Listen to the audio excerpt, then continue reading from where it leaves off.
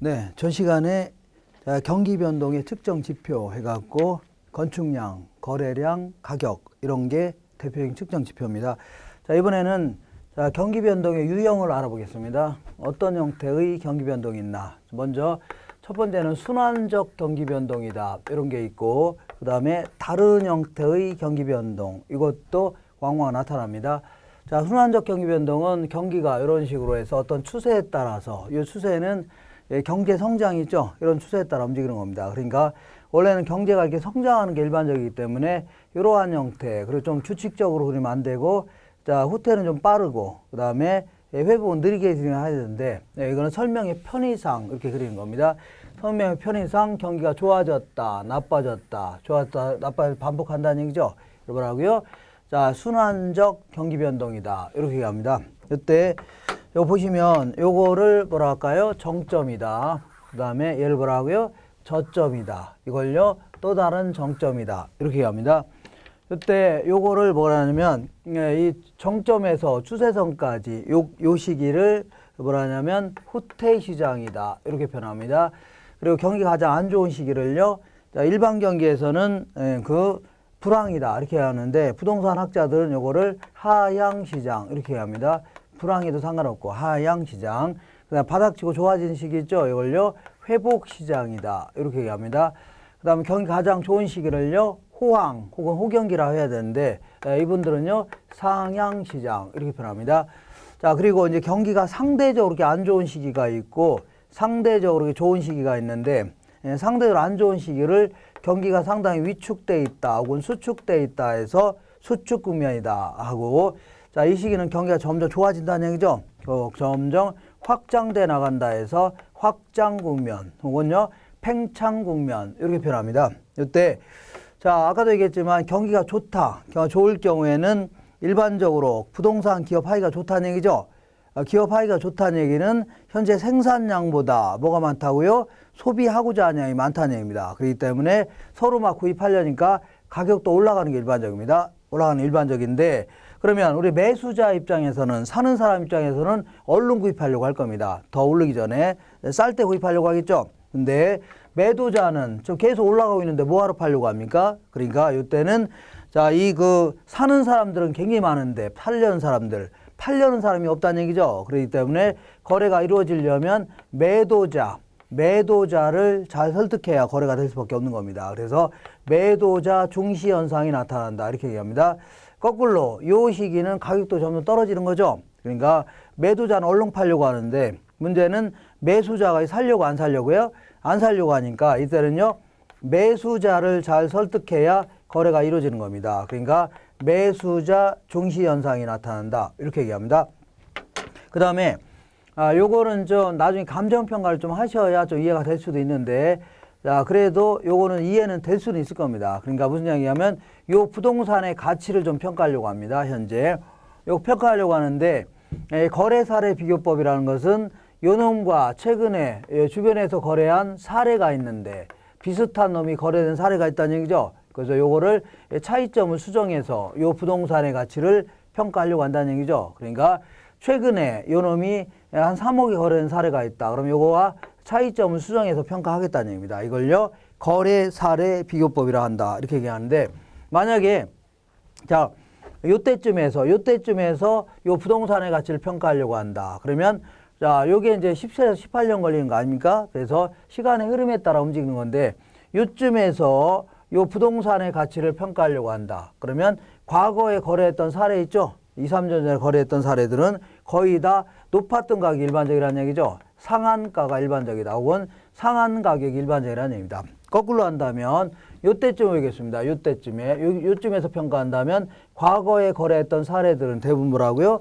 낮은 가격이 일반적이죠. 그러니까 하한가가 일반적이다. 그러니까 낮은 가격에서 출발해서 올라가는 추세 있죠. 요거 반영해서 평가하라. 그 얘기입니다. 그러면 만약에 요때쯤에서 평가하려고 한다. 요때쯤에. 그러면 이때는 높았던 가격이 일반적이겠죠. 그래서 상한가가 일반적이라는 얘기입니다. 상한가. 근데 만약에 요쯤에서 판단하려고 한다. 그러면 높은 놈도 있고 낮은 놈도 있겠죠. 그러면 요거를 뭐 상한가라 하긴 아주 곤란하네요. 그래서 어쩔 수 없이 이때는요 기준으로만 삼을 수밖에 없는 겁니다. 기준 가격이다. 이렇게 표현합니다. 그 다음에 회복 시장에서는 요쯤에서 판단하려고 한다. 요쯤에서 요거를 판단하려고 한다. 그러면 과거에 거래했던 사례들은 대부분 뭐라고요? 낮은 게 일반적입니다. 하한가가 일반적이다. 근데 요쯤에서 판단한다. 요쯤에서. 그러면 낮은 놈도 있고 높은 놈도 있겠죠. 그럼 어쩔 수 없이 기준으로밖에 못 사는 겁니다. 기준가다. 이렇게 이야기합니다. 자, 그 다음에 나머지에, 그리고 요거 자주 물어보니까 헷갈리면 이렇게 하시면 됩니다. 자, 경기가 좋을 때도 있고 낮을 때도 있다는 얘기죠. 그래서 경기가 좋을 때는 자, 매도자 중시 현상이 나타나고 나쁠 때는요, 매수자 중시 현상이 나타난다. 또 시험장에서 막 들이밀면서 헷갈려 하기도 합니다. 그래서 자, 이번에는 자, 다른 측정 지표 생각해 볼게요. 다른 측정 지표. 자, 이거 외에 나머지 측정 지표는 같이 가는 지표가 있고 반대로 가는 지표가 있습니다. 우리 교재를 통해서 이걸 공부하려면 상당히 어수선하고 문제를 풀기 힘들어집니다. 그러니까 이렇게 해서 간단히 기억하시면 됩니다. 자, 같이 가는 지표는 아까 우리 측정 지표 있죠? 쭉 적어 놓으면 됩니다.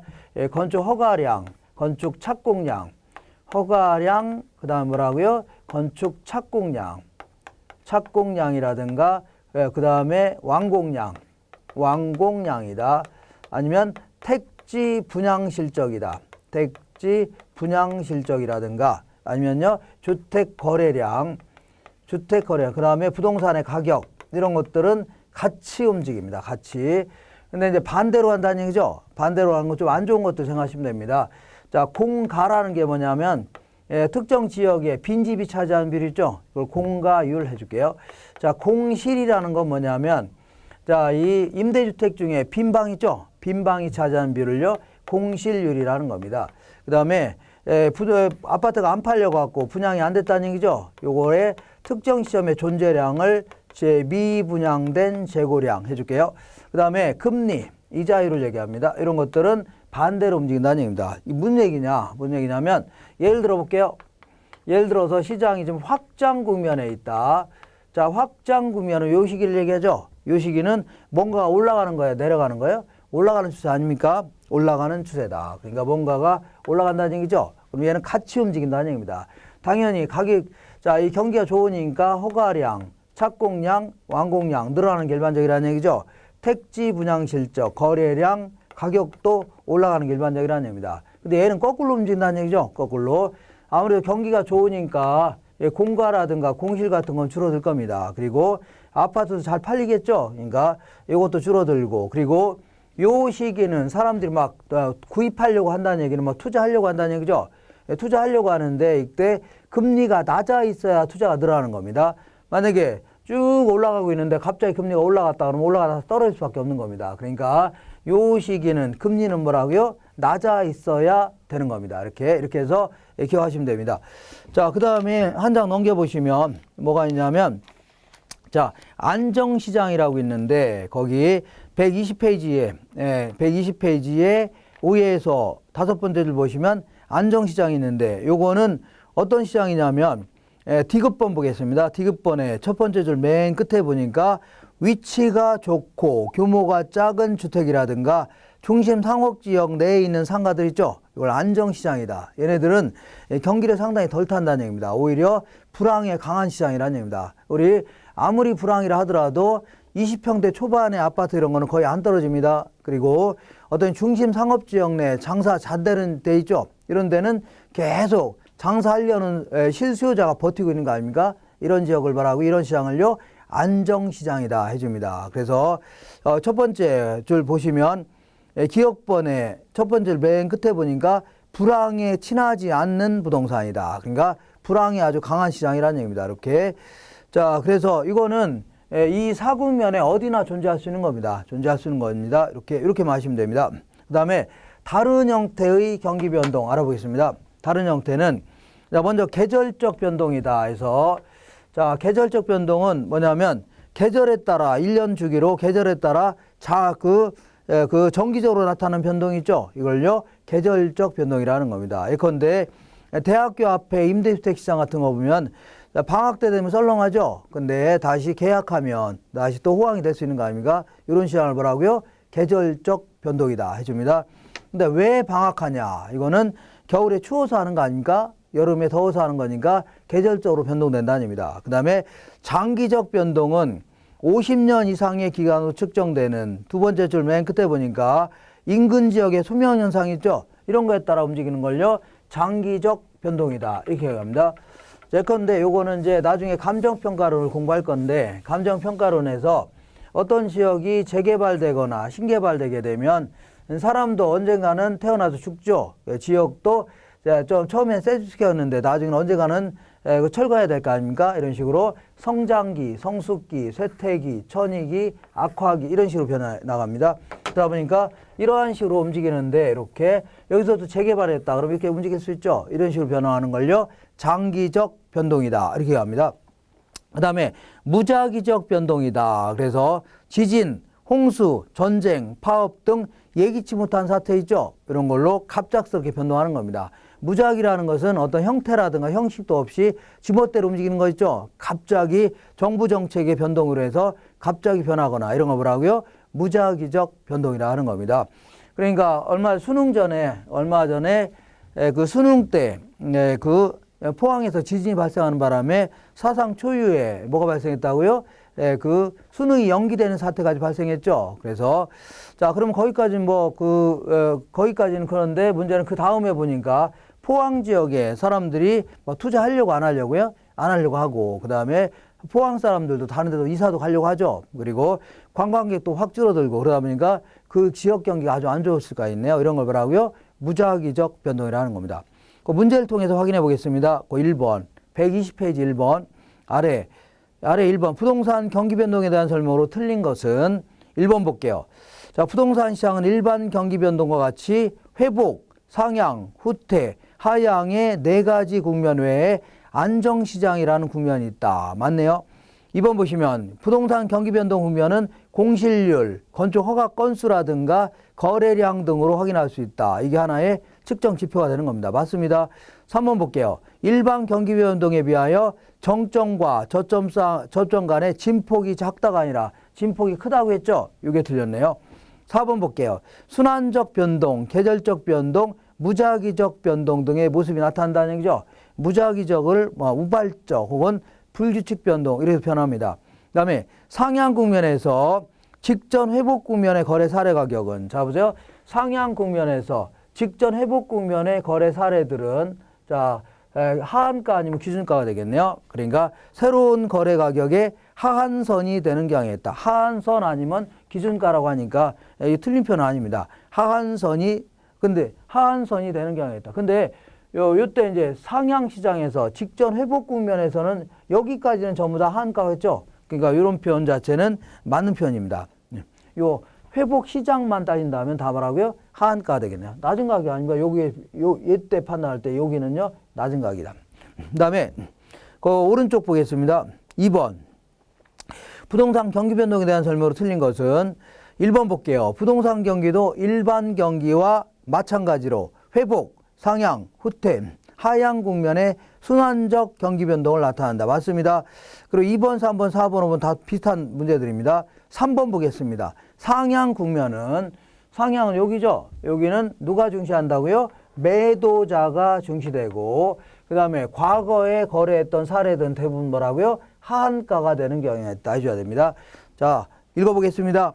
상향 국면은 매도자가 중시되고 과거 거래 사례 가격은 새로운 거래 가격에 뭐가 된다고요? 하한이 되는 경향이 있다. 맞겠네요. 5번이 틀렸는데 후퇴 국면은 매수자가 중시되고 이건 맞네요.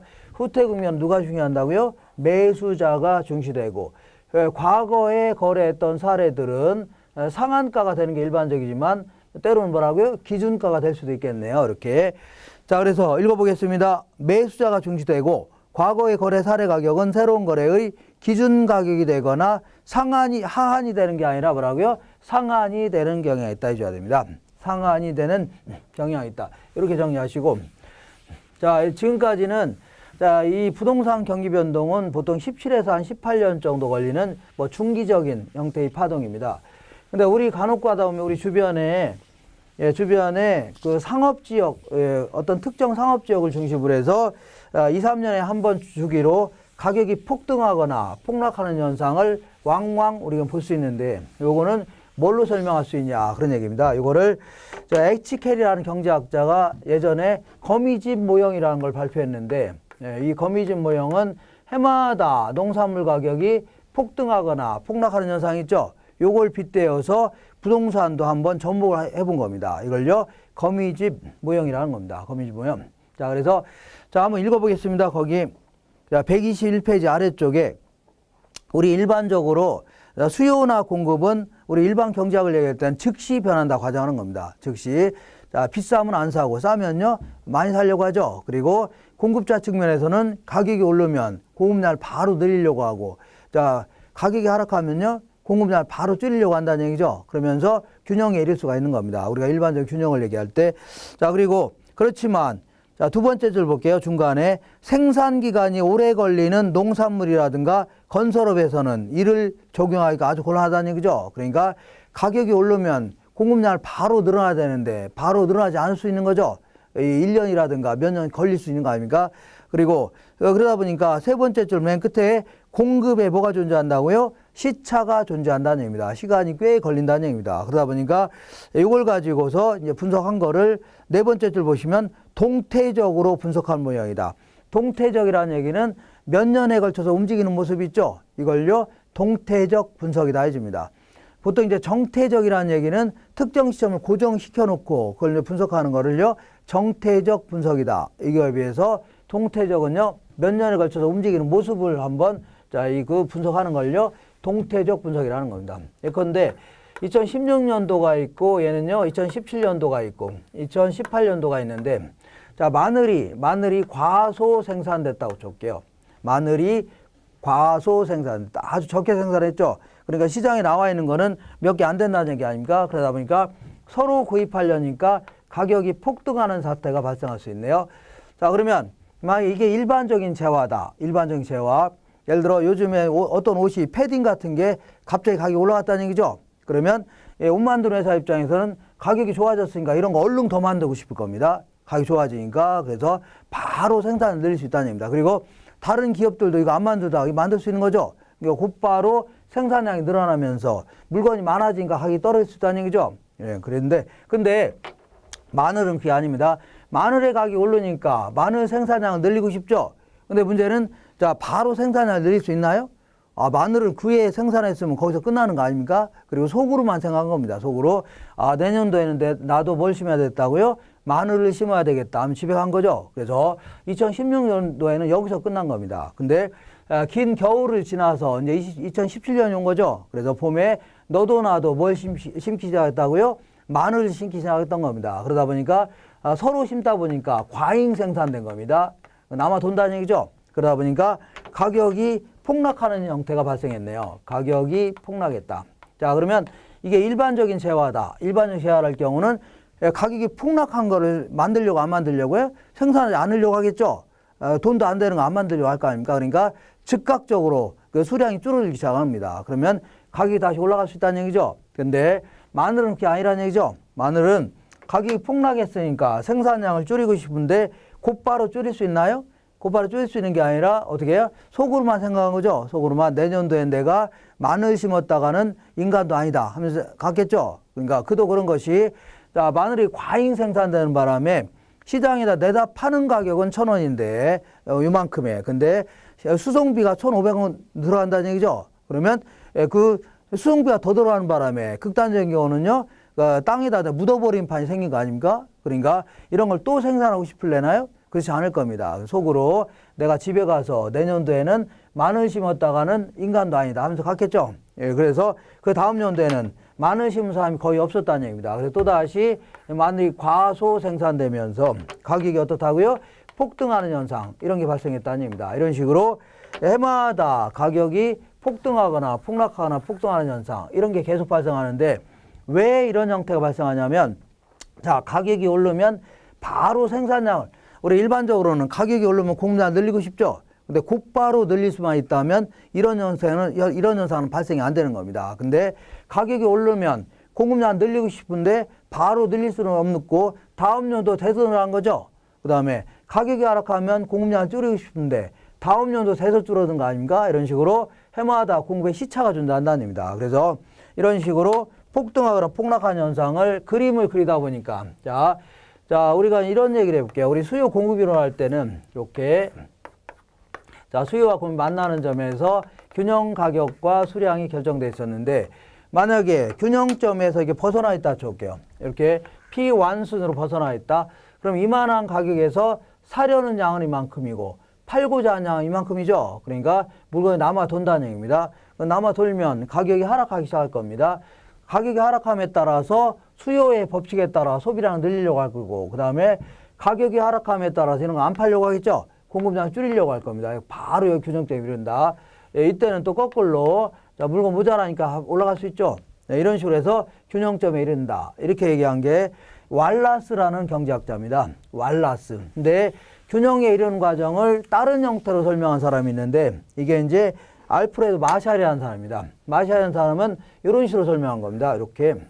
자, 이건 제가 그림을 그릴 때 너무 이거 집착하지 마시고 결론만 좀 기억하시면 됩니다. 결론만 딱 기억하시면 문제 풀이하는데 아무 이상 없습니다. 자, 수요와 공급이 만나는 점에서 균형 가격과 수량이 딱 결정돼 있었는데 P0, Q0. 근데 만약에 어떤 재화의 생산이 과소 생산돼 있다고 가정해보자. 아주 이게 이제 균형량인데 과소 생산돼 있다 가정해보자. 예. 자, 그러면 자, 이만한 물량에서 받고자 하는 가격은 요 정도 된다는 얘기입니다. 이게 약간 어려운데 그냥 나중에 결론만 기억하시면 됩니다. 그러니까 자, 이만한 물량에서 이만큼 단위당 받겠다는 얘기입니다. 왜 그러냐면 이게 이제 마지널 코스트라서 비용 곡선입니다. 그러니까 자기도 물건을 만드는데 뭐가 들어갔다고요? 비용이 들어갔다는 얘기죠. 그러니까 거기에 상응하는 단위당 이만큼 받겠다는 얘기입니다. 이것도 경제학에서 항상 정상적인 이윤도 다 포함되는 겁니다. 그래서 정상적인 이윤을 포함해서 단위당 이만큼 받겠다는 얘기입니다.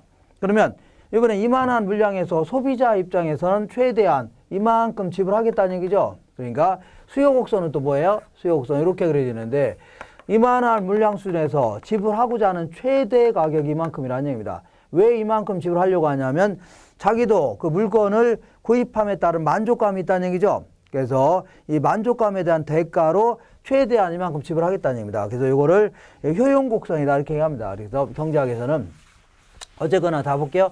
기업의 목표는 어디에 있다고요? 이윤의 극대화에 있는 겁니다. 그러면 이만큼 생산됐을 때 자, 최소한 이만큼만 받아도 정상적인 이윤을 얻을 수 있는 겁니다. 근데 소비자가 최대한 이만큼 지불하겠다니까 당연히 가격을 올리려고 낮추려고요. 올리려고 할 겁니다. 그러면 이때는 엄청난 초과이익이 생긴 겁니다. 초과이익. 그러면 이런 물건 엄청난 이익이 생겼으니까 이런 물건을 생산하고 싶어 안 하고 싶어요? 바로 생산하고 싶겠네요. 곧바로. 그러니까 야근일을 하든 뭘 하든 막 그런 다른 기업도 막 만들려고 하겠죠. 곧바로 생산량이 늘어나기 시작하는 겁니다. 늘어나면은 결국은 물건이 많아지니까 소비자 입장에서 가격이 좀 떨어질 수밖에 없는 겁니다. 자, 이번엔 거꾸로 해볼게요. 거꾸로 물건이 이렇게 과잉 생산됐다 쳐볼게요. 남아 돈다는 얘기죠. 그러면 이만한 물량에서 받고자 하는 최소한의 가격이 이만큼이네요. 이거 이상 받아야 되고 소비자 입장에서는 최대한 이만큼 지불하겠다는 얘기죠. 그러면 거래가 이루어져요? 안 이루어져요? 안 이루어진다는 얘기입니다. 왜냐하면 공급자는 1,000원 이상 받으려고 하고 소비자는요 500원 이상 못 주겠다는 얘기죠. 뭐 거래가 안 되는 겁니다. 그렇다고 해서 허구한 날 창고에 쌓아놓을 수는 없는 거죠. 그래서 소위 뭐 땡처리다 이런 걸 통해서 낮춰서 팔 수밖에 없는 겁니다. 이렇게. 자, 그러면 요걸 보라면 초과 손실이다 해주는 겁니다. 생산비에도 못 미치는 가격을 받고 파는 거죠. 그러면 이런 물건 생산하려고 안 하려고요?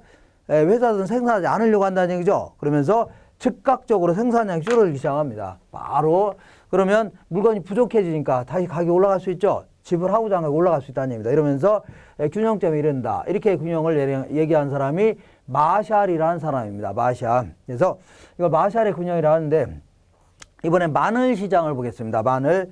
자, 마늘이 2016년도에 과소 생산됐다고 쳐볼게요. 그러면 농부 입장에서는 이만큼 받아도 되는 거 아닙니까? 근데 우리 같은 소비자 입장에서는 최대한 이만큼 지불하겠다는 얘기죠. 그럼 가격을 올리려고 할 겁니다.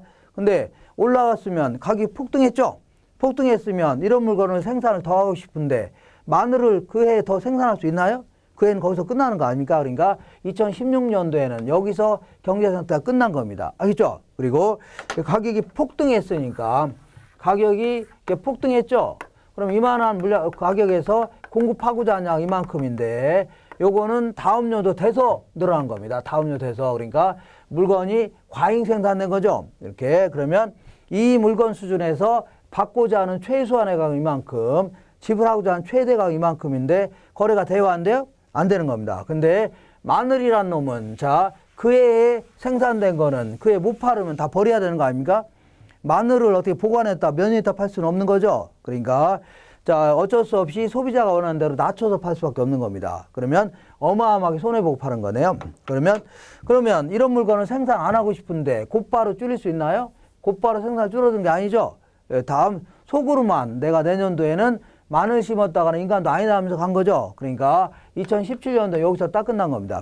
그리고 가격이 폭락했으니까 다음 연도 이 가격 수준에서 공급하고자 하냐 이만큼이죠. 요거는 다음 연도 돼서 또 이렇게 과소 생산되는 겁니다. 이렇게 해마다 가격이 폭등하거나 폭락하는 현상이 반복된다는 얘기죠. 그래서 요게 마치 거미집처럼 보인다 해서 뭐라고요? 거미집 모형이다 해줍니다. 거미집. 근데 요건 어떻게 그린 거냐면 자, 우리 이거 기억나시나 모르겠는데 이렇게 자, 우리 이런 식으로 그린 걸 뭐라고요? 탄력적이다. 이런 걸 뭐라고요? 비탄력적이라는 겁니다. 그리고 이런 걸 뭐라고요? 이거를 탄력적이다. 이런 걸요? 비탄력적이다. 그리고 이 탄력적인 걸 때는 1보다 크다 해주고 자, 부다 무시하시고 비탄력적일 경우는요? 1보다 작다 해줍니다. 그래서 요거는 수요의 탄력성과 공급의 탄력성을 똑같이 그린 겁니다. 크기를. 수요의 탄력성과 공급의 탄력성의 크기를 똑같이 그린 겁니다. 근데 만약에 수요의 탄력성과 공급의 탄력성을 비교해 봤을 때 얘를 더 크게 그린다면 자 볼게요. 그려보겠습니다. 이렇게 자 그러면 수요의 탄력성을 조금 더 완만하게 그린 겁니다. 이렇게 완만하게 그리고 공급은 또 약간 급하게 그려볼게요. 이렇게 그린다면 얘는 어떤 식으로 그려지냐면 얘는 뺑뺑뺑뺑 계속 돌더니 언젠가는 균형에 이를 수 있죠. 이런 걸 뭐라고요? 순환형 거미집 모양이다. 강강술래 하듯이 뺑뺑 돌고 있다는 얘기입니다. 네, 얘는요, 언젠가는 균형에 수렴한다 해서 수렴형 거미집 모형이다. 이렇게 얘기합니다. 수렴형. 하나 더 해볼게요. 하나 더. 자, 이번에는 수요의 탄력성과 공급의 탄력성을 비교했을 때 얘를 더 크게 그려보겠습니다. 그러니까 공급의 탄력성을 좀 완만한 형태로 이렇게 완만한 형태로 수요는 좀 약간 급한 형태로 이렇게 그려볼게요. 얘 같은 경우는 여기서부터 시작한다면 뺑 돌더니 점점 퍼져나갑니다. 점점 퍼져나갑니다. 이렇게 이걸요 발산형 거미집 모형이다. 이렇게 돌기는커녕 점점 퍼져나간다는 얘기죠. 발산형 거미집 모형이다. 이렇게 얘기합니다. 그래서 요거는 나중에 이제 그 기울기 입장에서는 제가 얘기는 했는데 탄력도 하고 기울기는 반대입니다. 반대. 그래서 수요의 기울기하고 공급의 기울기 비교하면 얘가 더 커야 됩니다. 공급의 기울기. 그리고 수요 곡선의 기울기도 마이너스가 나오는데 마이너스 다 무시하시고 절대값만 가지고 따져야 됩니다. 얘도 마찬가지로 얘는 기울기는 같습니다. 또 얘는요 수요 곡선의 기울기, 공급의 기울기를 비교하면 얘가 더 커야 됩니다. 알겠죠? 수요 곡선의 길이가 커야 되고 얘는 같으면 됩니다. 자, 이렇게 해서 이렇게 알고 계시고 지금까지 한 거를 밑줄로 한번 쳐보겠습니다. 밑줄 122페이지. 자, 맨 위에 기본 가정을 보겠습니다. 기본 가정은 앞에 영어로 이상하게 써 있는 거 이런 거 다 신경 쓰지 마시고 자, 금기의 가격을 기준으로 해서 금기의 수요량이 결정된다. 그러니까 우리 입장에서는 비싸면 안 사죠. 싸면 더 많이 살려고 할 거 아닙니까? 근데 공급자는 그게 아니라닙니다. 공급자는 전기의 가격을 기준으로 해서 금기의 생산량이 결정된다. 그러니까 전기의 가격이 비싸면 바로 그때 생산이 늘어나는 게 아니라 올해 생산량이 늘어난다는 얘기입니다. 전기의 가격이 폭락했으면 바로 생산량이 줄어드는 게 아니라 올해 줄어든다는 얘기죠. 이렇게 생산에 시차가 존재한다는 얘기입니다. 그 다음에 그 밑에 볼게요. 금기에 생산된 수량은 금기에 모두 판매한다고 가정해야 됩니다. 그러니까 우리 마늘 같은 경우는 올해 못 팔았으면 언젠가는 올릴 거 아니냐. 그러면 나중에 창고에 쌓아놨다가 몇 년 있다 팔으면 이런 현상은 발생이 안 되는 겁니다. 근데 마늘이라는 게 그해 못 팔면 다 버려야 되는 거죠. 그리고 자, 이 마늘 가격이 폭락했으니까 소비자들은 왜 어떻게 생각했다고요? 내년도에 내가 마늘 심으면 인간도 아니라고 집에 간 거죠. 왜 그런 식으로 생각했냐면 이 사람들은 자, 어떻게 생각했다고요? 다음 연도도 계속 가격이 떨어질 걸로 예상하는 겁니다. 폭락할 걸로 예상하는 겁니다. 그죠? 그럼 어떤 사람은 다른 식으로 생각했다고 할게요. 다른 사람은 가격이 폭락했으니까 다른 사람 마늘 안 심을 거니까 그 다음 연도는 가격이 올라갈 걸로 예상된다면 이 사람 마늘 심으려고 할 겁니다. 근데 그게 아니라는 얘기입니다. 사람들은 바보라서 그런 게 아니라 생각해 볼게요. 자기가 마늘 심었는데 그에 그냥 다 한 푼도 못 건지고 은행 빚도 못 갚는다. 그럼 마늘 심으려고 해요? 안 해요? 안 하려고 하는 게 인간 심이라는 얘기입니다. 그러니까 이런 예상의 비합리성이라는 겁니다. 예상.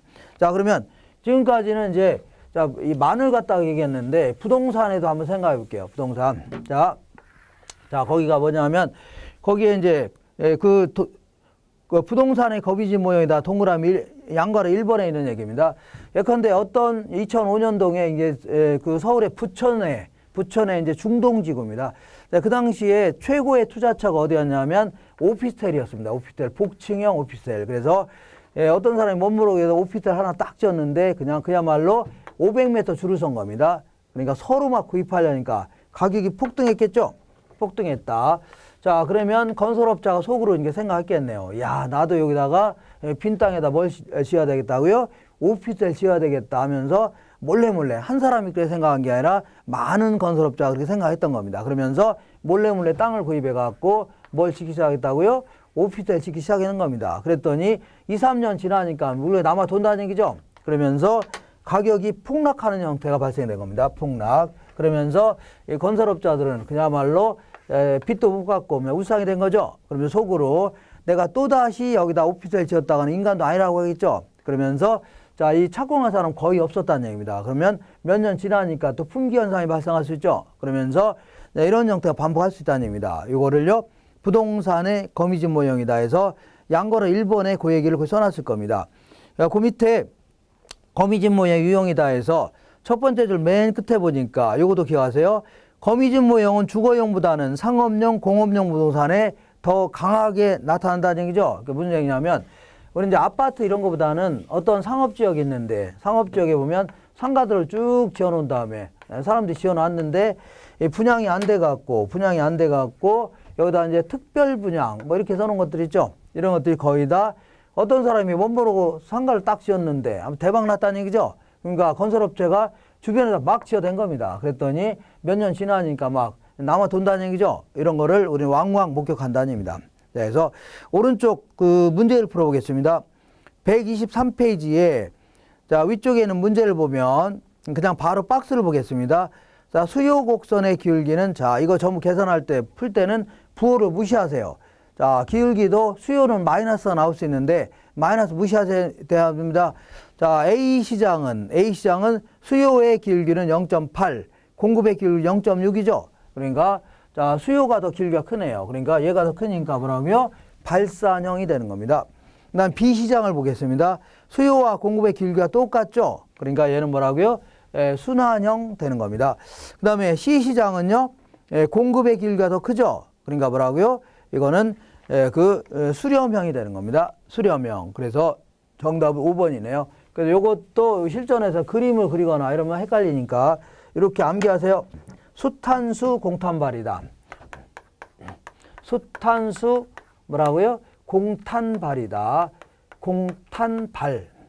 그러니까 수요가 상대적으로 더 탄력적일 경우는요, 수렴형이 되는 거고, 공급이 더 탄력적일 경우는요, 발산형. 그리고 기울기는 거꾸로 해주면 됩니다. 기울기는 거꾸로. 이렇게 해서 자, 기출문제 몇 개 더 풀고 이렇게 해서 가면 되는 겁니다. 이렇게 해서 자, 뭐까지 알아봤냐면 부동산 경제론까지 알아봤고, 자, 이 시간에는 이제 정책론 알아보겠습니다. 부동산 정책론. 자, 부동산 정책론이 그 5문제가 나옵니다. 4문제. 그래서 상당히 중요한 파트니까 잘 정리해둘 필요가 있습니다. 부동산 정책론이다. 자, 알아보겠습니다. 자, 우리 교재가 어디가 있냐면 128페이지 정책론이다. 자, 정책론이 뭐냐? 뭘 공부하는 거냐? 알아보겠습니다. 자, 어쨌거나 부동산 문제가 발생했다. 부동산 문제가 발생했다. 그러니까 예를 들어서 투기가 아주 극성이거나 시장이 아니면 난개발이 뭐 심하다든가 어떤 사람은 이렇게 추운 날 집도 절도 없다는 얘기죠. 이런 게 상당히 전부 답을 하고요. 부동산 문제라고 하는데 이런 거를 그냥 방치해 놓게 되면 이건 정부 역할이 아니죠. 그래서 어떤 형태로든 시장에 개입해서 이거 해결해야 될 거 아닙니까? 이걸 뭐라고요? 부동산 정책이다. 이렇게 얘기합니다.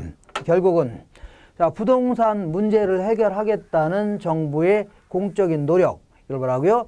부동산 정책이다. 이렇게 얘기합니다. 근데 자, 거의 그 5문제가 여기서 다 나옵니다. 여기. 그래서 최근 10년 동안 부동산 문제 쪽에서는 집가고의 폐단이라고 해서 조금 있다. 그게 상식적인 얘기들이죠. 요게 한 개면 답니다. 그러니까 여기다 초점을 맞추시는데 뭐 그렇다고 해서 이거 뭐 안 나오라는 법은 없고 그리고 기본적인 상식은 이제 알고 출발하는 게 좋죠. 그래서 간단히 좀 알아보겠습니다. 자, 그러면 부동산 문제는 그래도 우리 일상생활에 가장 밀접히 관련되는 게 뭐예요? 아무래도 그 토지 문제라든가 아니면요 주택 문제 이렇게 될 겁니다. 토지 문제, 주택 문제. 자, 토지 문제는 또다시 두 가지 형태로 한번 구분해 보겠습니다. 먼저 물리적 토지 문제다. 물리적 토지 문제라는 게 뭐냐면 토지 부족 문제를 얘기합니다. 토지는 이 맥주 같은 건 모자라면 새로 만들면 되는 거죠. 그러니까 토지는 새로 만들 수는 없는 거 아닙니까? 그러다 보니까 항상 부족할 수밖에 없어요. 특히 도시 인근의 토지는 소득이 증가하고 사람 인구가 증가하고 그 다음에 산업이 발달할수록 자꾸 증가할 수밖에 없는 거죠. 수요는. 근데 이게 한정된 토지를 서로 막 구입하려다 보니까 가격이 올라갈 수도 있겠네요. 이걸요 경제적 토지 문제다 이렇게 얘기합니다. 그래서 자, 이때 사람들이 서로 이용하려고 하면서 가격이 올라간다. 이거는 뭐라고요? 뭐 별 문제가 안 되는 겁니다. 정상적으로 올라가는 거니까. 근데 우리 돈 좀 있는 사람들이 이용도 안 하면서 도시 곳곳에 자, 나중에 땅가격이 올라갈 걸로 해서 미리 막 사놓고 있는 거죠. 그러면 서로 막 투기적 수요까지 겹치면서 정상 지가 예산으로 막 올라갈 수 있다는 얘기입니다. 이걸요 지가 고해 문제라는 겁니다. 쓸데없이 지가 계속 올라간다는 얘기죠. 이걸요 경제적 토지 문제다 얘기입니다. 그러다 보니까 이러한 지가가 계속 올라가는 바람에 자, 상당히 비효율적인 토지용 이런 게 자꾸 생길 수밖에 없는 겁니다. 비효율적인 토지 이용이다. 그러니까 도심이 있다면 도시가 있다면 도심 곳곳에 그냥 돈 좀 있는 사람들이 막 땅을 사놓는 겁니다. 이용도 안 하면서. 그러면서 지가가 올라갈 걸만 기대하면서 그냥 방치해 놓고 있는 거죠. 그러니까 도시가 엉망으로 개발될 수밖에 없습니다. 이 사람 계속 막 방치해 놓고 있는 거니까. 그 다음에 자, 분배의 부적정이다 해서 분배 구조 자체가 상당히 그 부적정해지는 이러한 형태 될 수 있습니다. 이거 뭐라고요? 분배의 부적정이다. 이렇게 얘기합니다. 그러니까 예컨대 자, 갑이라는 사람이 있고 누가 있다고요? 을이라는 사람이 있는데 자, 갑이라는 사람과 을이라는 사람이 있는데 자, 갑이라는 사람은 어떤 사람이냐면 그 할아버지를 아주 잘 만나신 분입니다. 할아버지가 일본 시대 때 이제 일본 정부에 충성을 다하면서 일본 정부가 대한민국에 침탈해서 그 정부를 끌고 나가는데 아주 큰 공헌을 했다는 얘기죠. 그러면서 반민족행위를 했던 사람들, 이런 사람을 우리는요, 친일파다 하시는 거 아닙니까?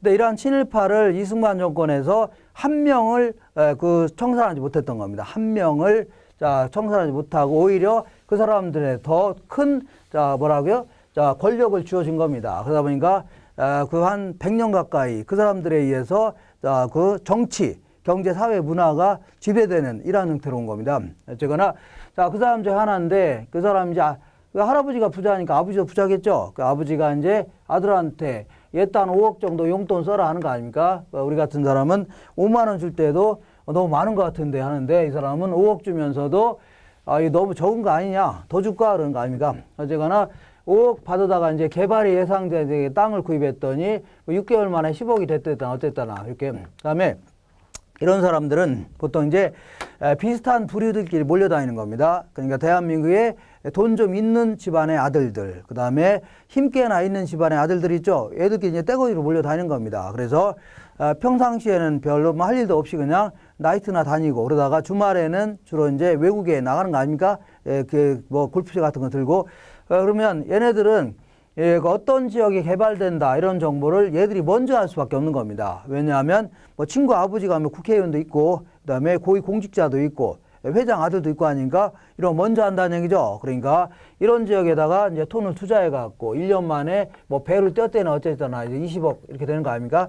그러니까 가진 자들이 계속 더 큰 땅을 갖게 되는 겁니다. 그래서 자, 대한민국에 이건 공식적으로 통계가 나온 건데 몇 년 전만 하더라도 상위 1%가 대한민국의 사유지, 개인이 갖고 있는 땅의 57%를 갖고 있다 했는데 지금은 통계가 한 60% 정도 이렇게 더 늘어났습니다. 엄청나게 거의 대부분의 땅을 갖고 있다 생각하시면 됩니다. 그래서 일례로 을사오적 중에 한 명이 이완용 아닙니까? 이완용이라는 사람이 죽을 때 당시에 그 사람이 갖고 있었던 땅이 467만 평 정도 됐답니다.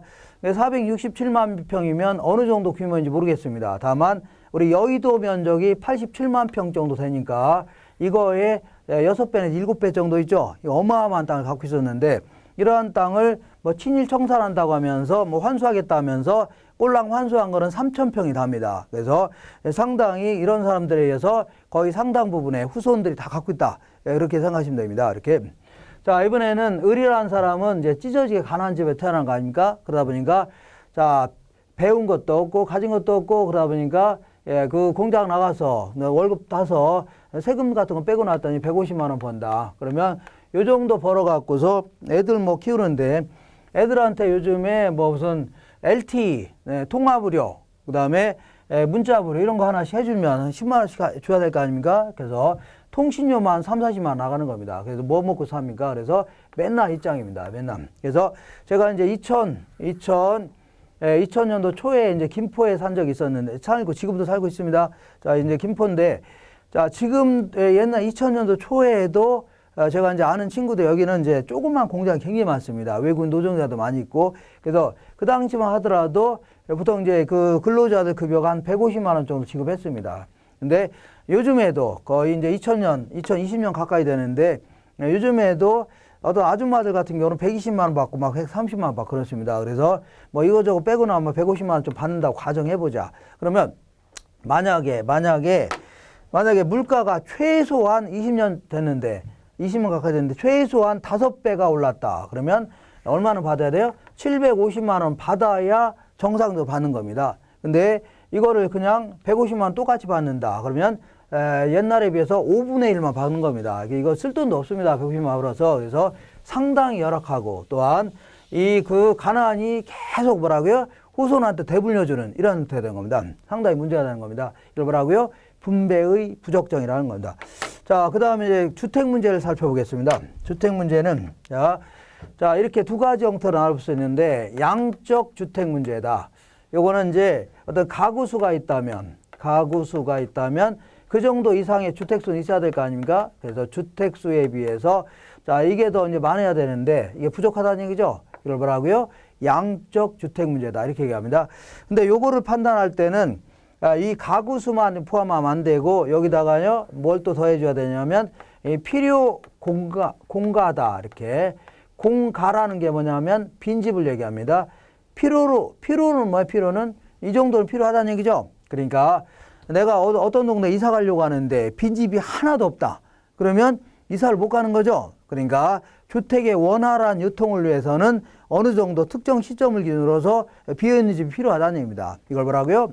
필요 공가라는 겁니다. 요거하고 따져봤을 때 주택수가 많아야 되는데 부족하다는 얘기죠. 이걸 뭐라고요? 양적 주택 문제다. 이렇게 합니다. 근데 이제 대한민국은 이미 2012년부로 양적 주택 문제를 해결했다 해줍니다. 왜냐하면 2012년부로 주택 보급률이 102%가 넘어간 겁니다. 이 120%가 뭐냐면 자 만약에 가구 수가 100가구라면 주택은 몇 채라는 얘기예요? 102채라는 얘기입니다. 근데 문제는 이것만 가지고 따진 건 상당히 불합리합니다. 왜냐하면 아직도 집 없는 사람이 40%가 넘어가는 겁니다. 아직 전월세 사는 사람이. 물론 뭐 의도적으로 전월세 사는 사람도 있지만 상당 부분은요. 뭐 돈이 없으니까 집을 못 사는 거 아닙니까? 사놓을 수도 있는 거니까. 그러니까 결국은 뭐 이런 것도 이제 자가주택 보급률을 자꾸 높일 필요가 있는 겁니다. 그리고 또한 우리나라 같은 경우는 OECD 기준으로 해갖고 임대주택 중에 공공임대주택 비율이 있죠. 정부가 이제 추진하는 공공임대주택의 비율이 5%밖에 안 됩니다. 5%. 근데 자, 나머지 OECD 국가들은 거의 평균 12%입니다. 그래서 상당히 정부가 이런 쪽에 많이 돈을 좀 투자해갖고 자, 극빈층들도 좀 안정적으로 살 수 있게끔 좀 지원해 줄 필요가 있다는 겁니다. 이런 걸요, 양적 주택 문제다. 이렇게 얘기합니다. 자, 두 번째는요, 질적 주택 문제다. 얘는 이제, 자, 이 집은 있는데 더 좋은 집을 찾게 되는 문제 있죠? 이런 걸요, 질적 주택 문제다. 이렇게 얘기합니다. 예를 들어서 내가 30평 살고 있는데, 나 이거 너무 열악해. 나 40평에 살겠다. 이런 것들은 자신이 돈 갖고 해결하면 되는 겁니다. 근데 문제는 소위 말하는 불량주택이라고 해서, 자, 전 시간에 불량주택이라고 해서 이 달동네 주택들 있죠? 이런 것들은 안전에도 문제가 있고 위생에도 문제가 있는 거 아닙니까? 자, 이거 상당히 문제가 되니까 이걸 어떤 형태로든 정부가 이러한 극빈층들을 좀 지원해서 달동네에서 좀 안 살게끔 유도할 필요가 있다는 얘기입니다. 이렇게 자꾸 소득 같은 거 지원해서. 자, 이런 게 이제 부동산 문제가 될 수 있는 겁니다. 지금까지 한 거를 쭉 한번 살펴보겠습니다. 128페이지. 자, 128페이지 맨 위에 부동산 문제라고 해서 첫 번째 읽어보겠습니다. 부동산과 인간의 관계 악화에서 비롯되는 각종 문제. 자, 이 말이 좀 어려운데 인간과 부동산이 사이가 안 좋아졌다는 얘기죠. 예를 들어 막 투기가 극성이거나 난개발 같은 거 하게 되면 부동산이 또다시 우리한테 피해를 줄 수밖에 없는 겁니다. 이런 걸요, 관계 악화라는 겁니다. 이러한 여러 가지 문제를요, 부동산 문제다. 말이 어렵다. 그러면 투기라든가 아니면 난개발 이런 걸 답을 부동산 문제다.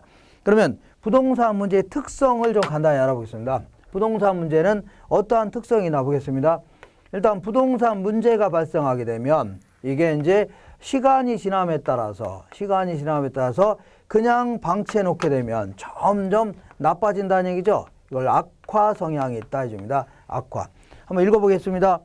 자, 첫 번째 줄 중간에 시간의 흐름에 따라서 더 깊어지고 이를 바로잡는 게 점점 어려워진다. 예를 들어서 1번 볼게요. 주택 공급을 중단하게 되면 점점 주택도 부족해지고 시간이 감에 따라서 질도 안 좋아지죠. 질적 주택 문제도 점점 악화된다는 얘기입니다. 그 다음에 4번 볼게요. 토지용 규제를 소홀히 하게 되면 숲프롤이 확대된다. 숲프롤은 나중에 하겠지만 일종의 일단은 난개발 현상이다. 이렇게 표현할게요. 난개발되는 현상. 그러니까 정부가 토지용계 같은 걸 제대로 안 하게 되면 도시가 점점 엉망이 된답니다. 엉망. 자, 이번에는 자, 더 악화되기, 그럼 이렇게 악화된 거를 원래 상태로 되돌리는 거는 너무 힘들다는 얘기입니다. 원래. 그래서 가역이라는 게 뭐냐면 역으로 가능하게 하는 거. 되돌리는 게 너무 힘들다는 얘기입니다. 이걸 뭐라고요? 비가역성이다. 이렇게 얘기합니다. 자, 한번 읽어볼게요. 첫 번째 줄. 한번 악화되면 이를 옛 상태로 회복하는 것은 사회적, 경제적, 기술적으로 너무 힘들다는 얘기죠. 이걸 뭐라고요? 비가역성이다. 예를 들어서 집가가 한번 폭등하게 되면 과거의 가격으로 내리기 힘들다는 얘기죠. 그러니까 한번 올라가는 가격은 내릴 줄 모른다는 얘기입니다. 예를 들어 내가 땅을 갖고 있는데 갑자기 땅 가격이 내려갔다고 해서 싸게 팔려고는 안 할 겁니다. 왜냐하면 토지라는 것은 계속 있는 거고 그리고 존재하는 거고 언젠가는 도시 같은 경우는 인구가 증가하고 산업이 발달할수록 토지 가격은 올라갈 수밖에 없는 거죠. 그럼 뭐하러 지금 팝니까? 나중에 팔려고 하죠. 그러니까 한번 올라간 건 내려갈 줄 모른다는 얘기입니다. 자, 그러면 2번 볼게요. 지표의 토양을 파괴할 경우에 과거 같은 건강한 상태로 되돌리는 건 힘들다는 얘기죠. 뭐라고요? 그러니까 한번 예를 들어 갯벌 같은 거 파괴하게 되면 원래 상태로 돌리는 거는 거의 불가능하다는 얘기입니다. 그 다음에 지속성은 자, 시간의 흐름과 함께 지속되는 현상이다. 첫 번째. 그러니까 자, 좋다. 그러면 어떻게 하든 이제 더 악화되기 전에 이걸 해결했다고 쳐볼게요. 해결했다. 그러면 해당 부동산 문제는 다 끝나나 했더니 이와 관련된 또 다른 문제가 또 발생이 된다는 얘기죠. 또 다른. 이걸 뭐라고요? 지속성이 있다. 이렇게 표현합니다. 계속 지속적으로 계속 발생한다는 얘기입니다.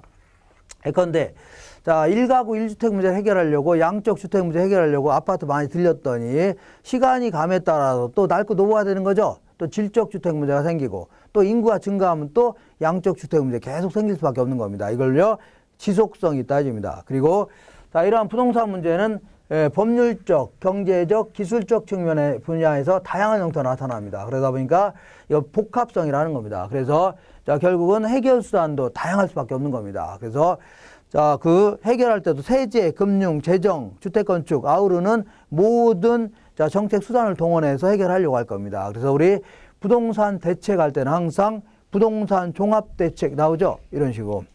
자, 그 다음에 부동산 문제의 내용을 좀 잠깐 볼게요. 먼저 토지 문제는 물리적 토지 문제는 부증성에 따른 토지 부족 문제를 얘기하고 경제적 토지 문제는요 지가 고에 따른 문제를 얘기합니다. 3번에 토지용의 비효율성이다 해서 많은 양의 공한지 이런 게 막 생기니까 공한지가 뭐라고요? 이용도 안 하면서 갖고 있는 땅들 있죠? 이런 것 때문에 상당히 비효율적으로 토지 이용이 될 수밖에 없는 겁니다. 그리고 분배의 부적정이라고 해서 상위 1%가 거의 대부분을 갖고 있다는 얘기죠. 상당히 문제가 되는 겁니다. 가진 자들이 계속 더 큰 땅을 갖게 되는 겁니다. 네, 이번에 주택 문제 보겠습니다. 주택 문제는 양적 주택 문제는 첫 번째 줄 맨 끝에 보니까 가구 총수의 합리적인 공가율에 의한 필요 공가수를 합친 필요한 주택수에 비하여 실제의 주택수와 미달하는 경우 있죠. 이런 게. 자, 가구수에다가 필요 공가를 더한 거에 이거 이상 있어야 되는데 뭐 미달한다는 얘기죠. 여러분하고요. 양적 주택 문제다. 한 장 넘겨보겠습니다. 그 다음에 질적 주택 문제는 주거 수준이 낮은 데서 오는 불만 이건데 그래도 가장 큰 문제는 정부 입장에서는 불량주택의 문제 있죠. 이런 게 가장 큰 문제가 될 수밖에 없는 겁니다. 자, 여기서 간단히 자, 지가가 계속 올라가게 되면 어떠한 자, 이 폐단이 나올 수 있나 간단히 살펴보겠습니다. 지가고의 폐단. 자, 지가가 계속 올라가게 되면 사회 전체의 코스트, 원가가 계속 올라갈 수밖에 없는 겁니다. 그러다 보니까 여러 가지 불합리한 일들이 생길 수밖에 없는데 자, 기억본 보겠습니다. 거기 지가구의 폐단이라고 해서 자, 그러면 돈만 생기면 사람들은 뭐라고요? 토지에 투자하려고 할 겁니다. 이용도 안 하면서 투기 심리가 만연되고 그러다 보니까 열심히 일 안 하고 다른 사람은 가만히 앉아 있어 엄청난 이익을 챙기는 거 아닙니까? 근데 이 사람은 뼈 땀 흘려 일해도 맨날 그 짱이니까 자꾸 근로의욕이 상실될 수밖에 없는 거죠. 그다음에 자, 이 기업 입장에서는 그 공장 같은 거 구입하려면 땅이 있어야 되는데 이 땅이 자, 이러한 투기적 수요 이런 것 때문에 계속 올라가니까 땅 구입하는 게 힘들죠. 그리고 설사 비싸게 구입해서 공장을 지었다고 해보자. 그러면 지네도 손해 안 내려면 생산 원가에 반영할 수밖에 없죠. 그러면 고스란히 제품 가격이 올라갈 수밖에 없어요. 그러면 인플레가 발생할 여지가 농후해지고 그리고 외국에서 우리나라 물건 사는 걸 수출이라고 하죠. 수출도 악화될 수밖에 없는 겁니다. 그다음에 정부 입장에서는 도로를 내겠다, 공원을 만들겠다. 그러면 땅이 필요한데 지가가 이렇게 올라가니까 땅을 구입하기 힘든 거죠. 그러니까 국민 복지에도 문제가 될 수 있는 겁니다. 그다음에 주택 건설업체는 자, 이렇게 땅이 너무 비싸니까 아파트 지으려는데 땅이 너무 비싸니까 자, 결국은 자, 이 아파트 짓는 것도 힘들고 설사 이렇게 땅을 아파트 지었다 하더라도 이게 고스란히 분양가에 반영할 수밖에 없죠. 그리고 자꾸 땅은 조금 구입하고 층수를 자꾸 올리려고 한다입니다. 고층화 현상이 나타나는 겁니다. 자, 그리고 자꾸 이제 그 안쪽은 땅이 비싸니까 아니 저기 아파트 가격이 비싸니까 나가 살려고 하죠. 그래서 직주 분리 현상도 나타나고 직장과 주거지가 분리된다는 얘기입니다. 그리고 자꾸 집 살 수 있는 사람도 줄어드는 거죠. 자가주택 보급률도 낮아진다는 얘기입니다. 이렇게. 자, 이렇게 해서 요 정도만 정리하시고 자, 이 그 분배의 측정 수단 요거는 잠깐 끊었다 하겠습니다.